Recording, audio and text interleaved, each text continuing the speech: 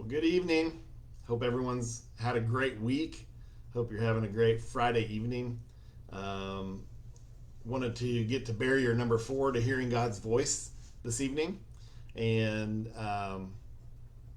I've been thinking about, I've been planning to record this video or do this video all day today.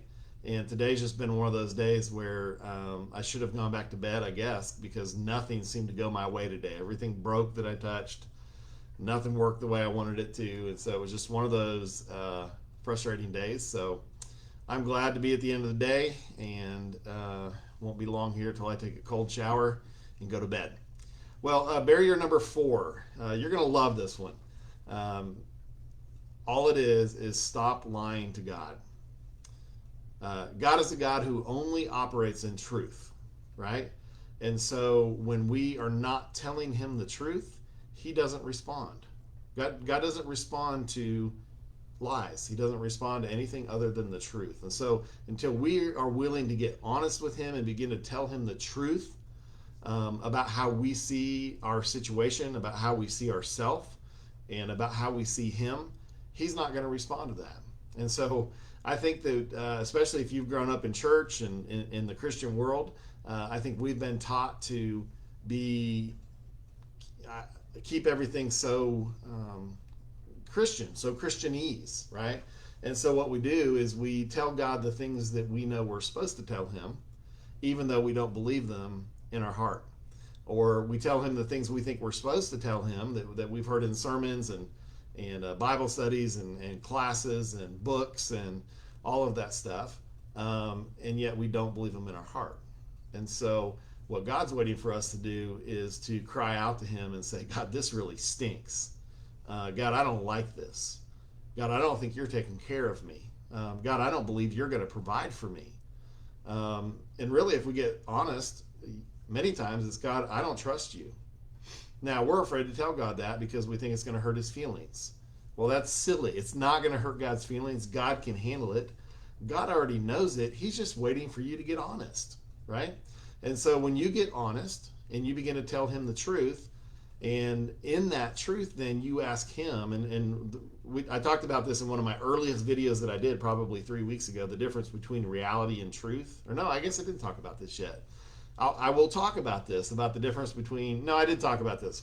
I did a video that I said, what's real is not always what's true, but what's true is what's always real. And so what seems real or true to us is our reality. What seems true to us is our reality.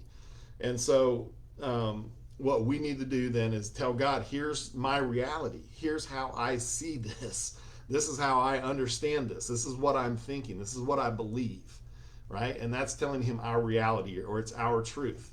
And then when we do that, then we can say, okay, God, but will you tell me the truth? Because God is the truth.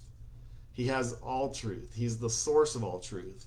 And so when we get honest with him and then let him respond to us and tell us the real truth, then we'll hear his voice. Okay, so barrier number 4 is lying to God or not telling God the truth. And so I just want you to think about that the next time you go to God.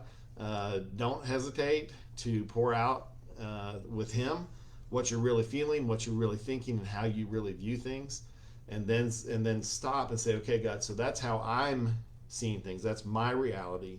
But God, will you tell me now what's true? And I think you'll be surprised when you get honest with him how much you begin to hear his voice, okay?